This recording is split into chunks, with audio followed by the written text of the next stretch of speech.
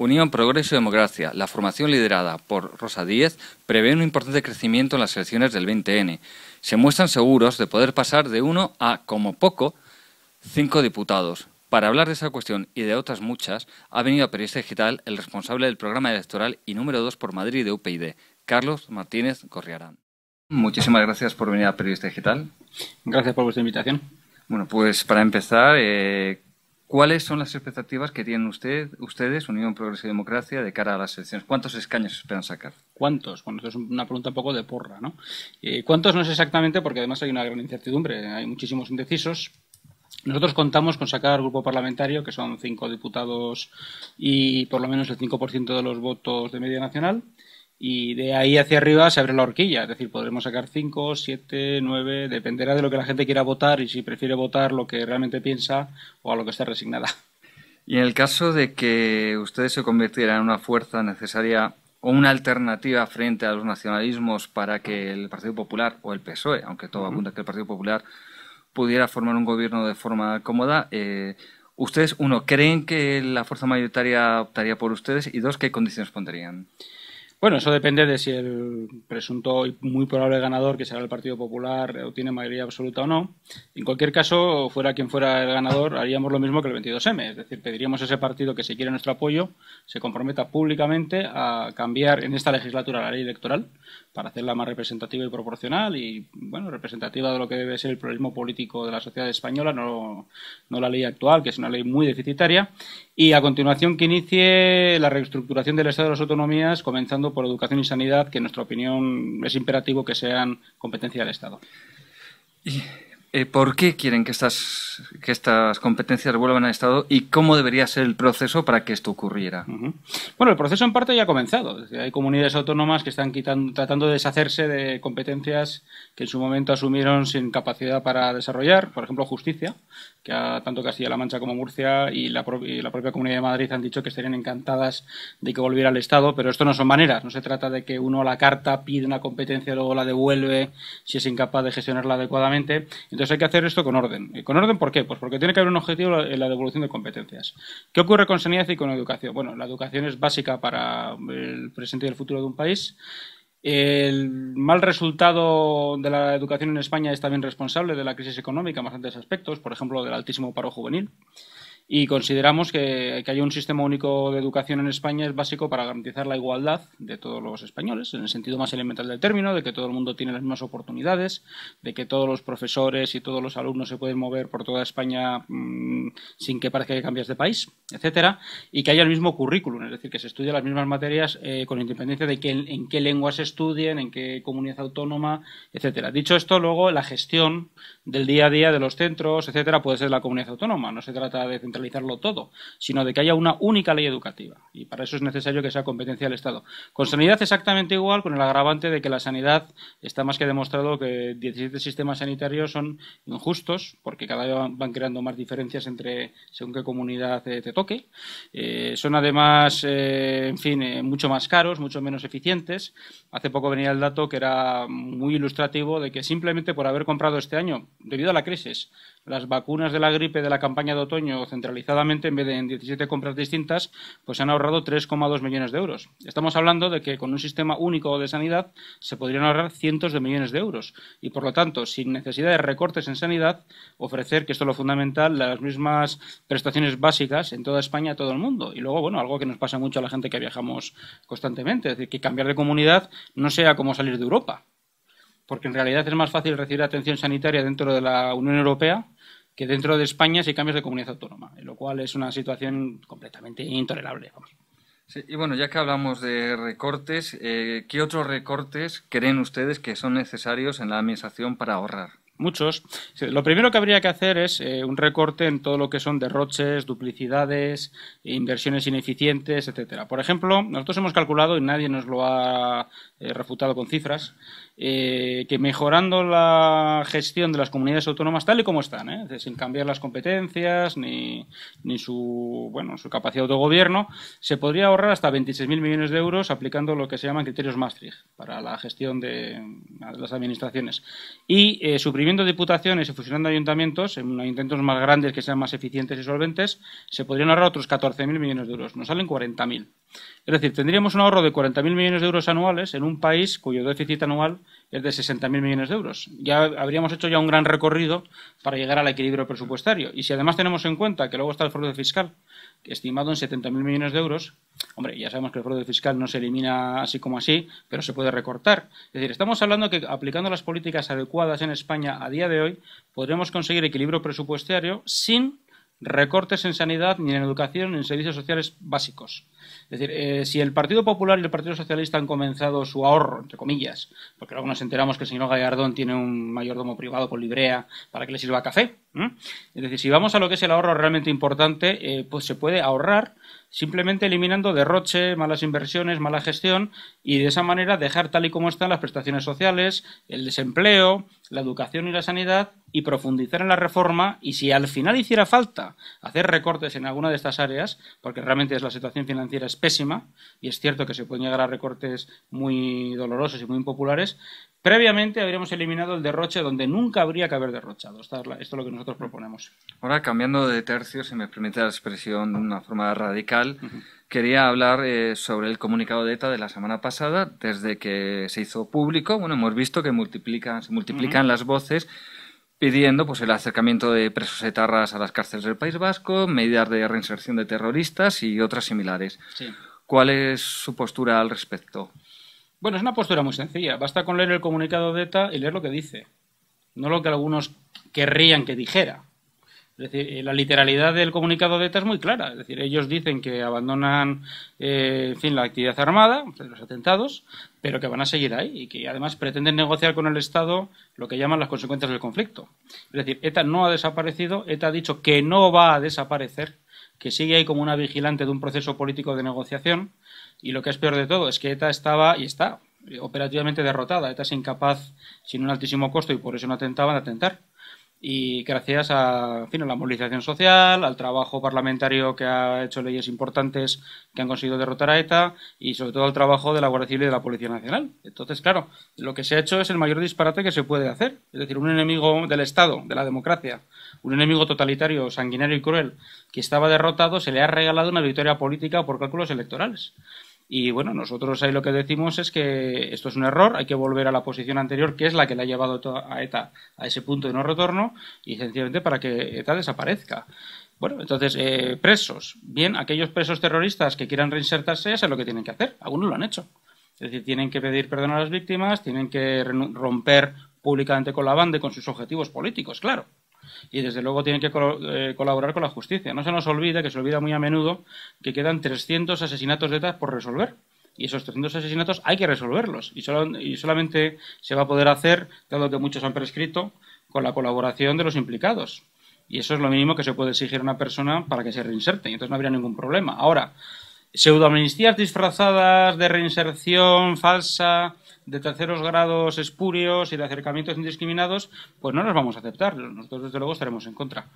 Entonces, si digamos que ETA en un futuro escenario, después de las elecciones, decidiera dar un paso más allá y decir, bueno, estamos dispuestos a entregar las armas en una negociación, ¿hasta qué punto o qué cosas se podría llegar a negociar con ETA si es que se puede llegar a negociar algo? No, es que con ETA no hay que negociar nada. En todo caso, hay que hablar, como decía, de casos individuales. Es decir, de cada terrorista preso que quiera reinsertarse, bueno, pues entonces, esto además ya ha ocurrido, esto no es ninguna novedad, pues se ve su situación y lo que él ofrece, y entonces el Estado puede ser generoso y ofrecerle la reinserción.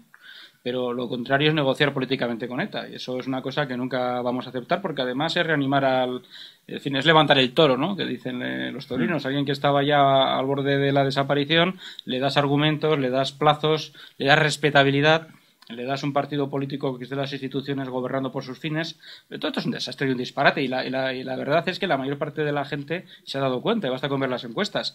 Los únicos que están absolutamente entusiasmados con este comunicado pues son los que lo han promovido, es decir, los políticos socialistas, los nacionalistas, por supuesto, y también el Partido Popular, que desgraciadamente está demostrando que está en el ajo, es decir, que está en la política de transigir, aunque sea con una retórica aparentemente más dura, pero que la verdad, lo que decía el otro día el señor Basagoiti, aquí lo que importa es pensar en el futuro y pensar en la convivencia. No, mire, el futuro también es el presente, y el presente es miles de personas que han sido víctimas de la persecución de ETA, miles de víctimas del terrorismo, y un país donde se quiere perseguir a los franquistas muertos y, sin embargo, se pretende dejar en la impunidad a terroristas vivos. Eso es un disparate. ¿Y usted cree que esa actitud del Partido Popular que usted cuenta es mero cálculo electoral de aquí a las elecciones y que después va a retomar una senda anterior, o realmente han llegado a interiorizar este tipo de ideas? Bueno, en el Partido Popular, como todo el mundo sabe, pues se desprendieron del sector más combativo y el que más tuvo el protagonismo y el que más sufrió contra ETA. Me refiero a personas como María San Gil y Regina Otaola y el propio Jaime Mayor Oreja, ¿no?, que ahora están prácticamente metidos entre paréntesis como seres, en fin, radicales, y me parece muy injusto, estando con ellos en muchas cosas en desacuerdo. Por eso no estoy en el mismo partido que ellos, ¿no? Pero las cosas como son. Yo tengo la impresión, que ojalá desmienta el tiempo, de que el señor Rajoy y compañía, es decir, la actual dirección del PP, piensa que, bueno, que es un follón menos, que es un problema que le quitan, y que, bueno, pues en fin, que los acuerdos con los que haya llegado el PSOE con ETA, pues ellos los pueden asumir siempre y cuando sean algo que no escandalice demasiado, ¿no? Y ahora, de nuevo, cambiamos de tercio y le quería preguntar, ¿mantienen ustedes en pie su propuesta de que se limite por ley el máximo de legislaturas que una persona puede estar ocupando distintos cargos públicos? Creo recordar que eran hasta 4 legislaturas máximo. No, dos. Hasta 8 años en el mismo puesto, ¿eh? Es decir, sí. Podría ocurrir que alguien fuera diputado 8 años y luego fuera ministro o fuera concejal o alcalde. Es decir, no se trata de expulsar de la política a alguien que haya hecho 2 mandatos, sino de que pensamos que es muy bueno el forzar por ley la renovación. Es decir, el que salgan unos y entren otros, pues porque no pueden repetir los anteriores. Exactamente igual que en otros países, pues está limitado a los mandatos presidenciales. O, bueno, pues esto creo que sería una norma muy saludable en España, donde ha habido un grave problema de falta de calidad de la democracia, pues porque, claro, había profesionales del cargo, ¿no?, que estaban allá desde los 20 años hasta la jubilación, y eso, desde luego, no es nada saludable. Sí, también una pregunta ahora sobre la campaña. Va a haber debate entre Alfredo Pérez Rubalcaba y Mariano Rajoy. ¿Les hubiera gustado a ustedes que Rosa Díez y otros candidatos de fuerzas minoritarias participaran en ese debate? Sí, claro, además para que haya debate, porque es que ahí no va a haber debate. Ahí lo que va a haber es propaganda, es decir, van a ser personas que todos sabemos lo que dicen y que en el fondo están de acuerdo en lo básico, ¿no? Pues lo hemos visto ahora mismo con el comunicado de ETA, pero podríamos haber hablado de cómo estaban de acuerdo cuando la reforma express de la Constitución hace 3 semanas, cómo estaban de acuerdo durante toda la legislatura en votar en contra de todas las propuestas que hemos hecho nosotros y algún otro partido más, como Izquierda Unida, de reforma de la ley electoral, de reformas económicas que, de haberse tomado a tiempo, hubieran hecho que la crisis económica fuera mucho menos grave. Por ejemplo, de despolitizar las cajas de ahorros en su momento, cuando se podía hacer, y hubiera tenido efectos importantes de saneamiento del sistema financiero, de poner techo de gasto a las comunidades autónomas, sin que te lo exija el Banco Central Europeo. En fin, bueno, ellos han demostrado en las últimas legislaturas que se llevan fatal, que se insultan mucho, pero que en el fondo siempre votan igual. Y esto ahora se va a llevar al debate, que va a ser un pseudo debate, algo que se parecerá a un debate, pero que no lo va a ser. Y desde luego la única manera de que haya debate político es que esté todo el mundo, que por lo menos tenga unos mínimos de representatividad, por ejemplo, ser un partido parlamentario, ¿no? Usted una vez más ha insistido mucho en la reforma de la ley electoral. Ustedes insisten mucho. ¿Cuáles son los principales puntos que hay que cambiar en esa normativa? Sí. Bueno, en resumidas cuentas, nosotros proponemos una reforma muy parecida a la que propuso el Consejo de Estado, que encargó el Gobierno y metió en un cajón, no quiso saber nada, ¿no? Es una reforma sencilla que entra a la actual Constitución, o sea, se puede hacer sin cambiar la Constitución. Bueno, ¿qué consiste? Básicamente en aumentar en 50 diputados el Congreso de los Diputados hasta 400, en bajar la representación provincial, que ahora está en 2 diputados, a 1. De esa manera tendríamos, por una parte, 200 diputados que se reparten entre las 50 provincias y Ceuta y Melilla, y luego tendríamos otros 200 diputados que se eligen en una lista nacional, como se hace en las europeas. Bueno, el resultado de eso sería un Congreso mucho más representativo, mucho más plural. Al aumentar a 50 se permitiría que partidos que ahora se quedan fuera tuvieran también su escaño. porque es justo que lo tengan, porque el Congreso de los Diputados está para representar la soberanía nacional, no para suplantarla, etcétera. Y bueno, pues hay gente que dice, hombre, eso sería más gastos. No, sería más inversión en democracia, no más gasto en diputados. Lo que habría que reducir son otros parlamentos mucho menos importantes y que han ido creciendo muchos, como algunos autonómicos, pero en fin, ya digo, la reforma electoral nuestra lo que persigue es que el voto valga lo mismo en cualquier parte de España. Es decir, que sea igual votar en Orense, en Madrid o en Sevilla, porque no hay una deformación, un sesgo del sistema que hace que ese voto pierda valor, en este caso en contra de quienes viven en Madrid, de quienes viven en las zonas más pobladas, urbanas, que son ya desde hace muchos años los votos más castigados y menos representados en el Congreso. Usted ha hablado de los partidos que se quedan fuera del Parlamento.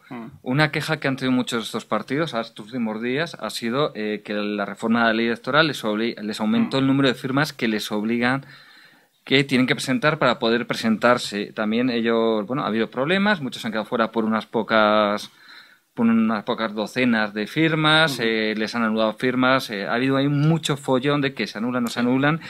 Y una queja que tienen es que ustedes y algún otro partido pequeño con representación parlamentaria no han hecho hincapié en esto. ¿Usted ve justa esta queja y cree que habría que rebajar el número de firmas que hay que exigir para que un partido se pueda presentar? Sí. Bueno, no tiene que haber ninguna petición de firmas. Esto me parece evidente. Es decir, no. Coste que antes ya había firmas y no se quejaba nadie, lo cual da igual, pero en fin, es un hecho a reseñar para las elecciones europeas. Cuando te presentas por primera vez a las elecciones europeas hay que presentar, creo que eran 35.000 firmas, algo así, a escala nacional. Nosotros presentamos 50.000 y bueno, y ya está. Pero bueno, efectivamente era un problema y era una especie, digamos, de filtro pues injustificable, ¿no? ¿Por qué? Porque si te votan entras y si no te votan no, y ya está. No hay por qué poner más problemas que van contra la igualdad del derecho a la actividad política. Respecto a lo que mencionabas sobre lo de la LOREG y la petición de firmas, que desde luego estamos por su supresión radical, lo que ocurrió fue una cosa tan tonta como sencilla. Nosotros solo tenemos un diputado, igual que Izquierda Unida, que estaba en la misma situación que nosotros, y cuando hicimos la enmienda a la totalidad a la LOREG, el texto que enmendamos era el texto de la LOREG que había remitido el Gobierno, en el que seguía presente esa norma, ese requisito, más lo que nosotros queríamos cambiar, que era lo sustancial. Es decir, es un problema sencillamente de que no tienes personas suficientes ni diputados suficientes para hacer como los grandes partidos, que tienen cientos y entonces pueden y tienen tiempo, nosotros no. Ya sé que hay gente que esto no lo entiende. Bueno, pues si no lo entienden, ¿qué lo voy a hacer yo? O sea, el hecho es que el trabajo parlamentario es como es y muchas veces se cuelan cosas, y esta fue un ejemplo de cosa que se coló.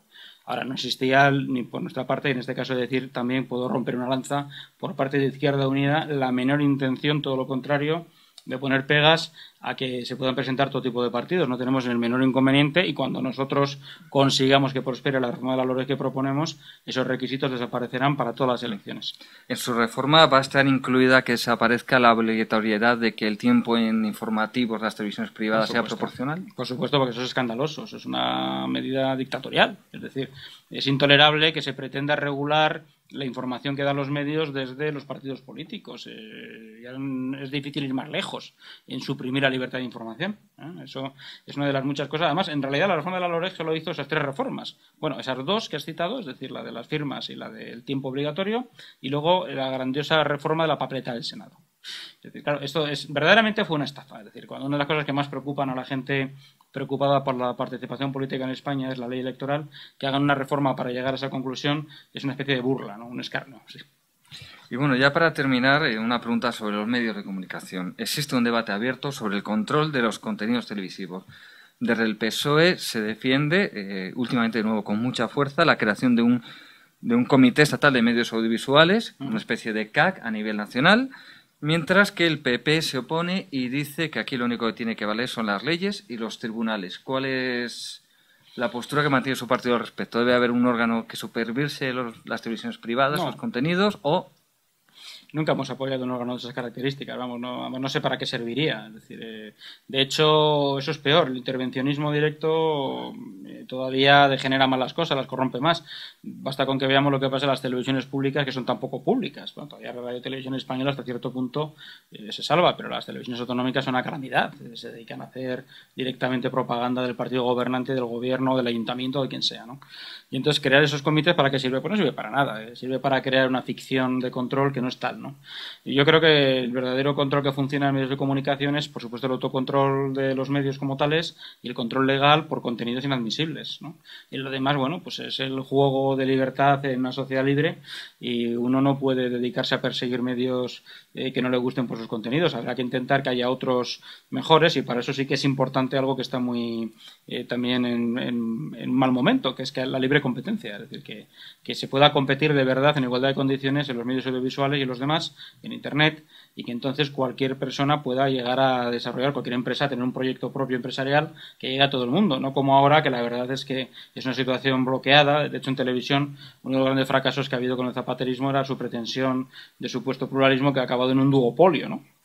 Y eso indica, el duopolio no lo resolvemos con un comité que haga recomendaciones que luego no le importan a nadie. Se consigue acabando con el duopolio, es decir, abriendo la participación y la competencia y haciendo aquellas leyes y quitando aquellas que lo impiden y promoviendo esa pluralidad. Entiendo que usted está defendiendo que se quite el requisito de crear licencias, de otorgar licencias de televisión y radio y que simplemente haya que registrarse para empezar a funcionar. Hombre, cuanto más libre el sistema, mejor. Ahora, ya no puedo ir más lejos porque no soy un experto en materia de licencias y eso habría que estudiarlo, pero lo que no puede ser es que evidentemente el Estado, las administraciones tengan en su mano un arma que en la práctica restringe el pluralismo, pues dándoselo a socios, a amigos. Es que es lo que decía antes de las televisiones de la época zapateril, ¿no? Se ha visto con toda claridad, es decir, cómo se ha beneficiado a Roures y a unos amigos del entorno de Zapatero para crear unas televisiones que al final han fracasado económicamente, han tenido que buscar la protección, que es la fusión práctica empresarial con grandes grupos internacionales, que es lo que tenemos ahora. ¿Más televisiones que antes o menos? Menos. Es evidente que hay menos oferta, luego eso está mal hecho, ¿no? Entonces, lo del espectro radioeléctrico no se puede utilizar como un arma política, eso sin duda alguna. Debería de ser algo muchísimo más transparente, abierto y, sobre todo, dirigido a la libre competencia. Pues muchísimas gracias, don Carlos, y ha sido un placer tenerla aquí en Periodista Digital. Pues lo mismo digo, gracias a vosotros.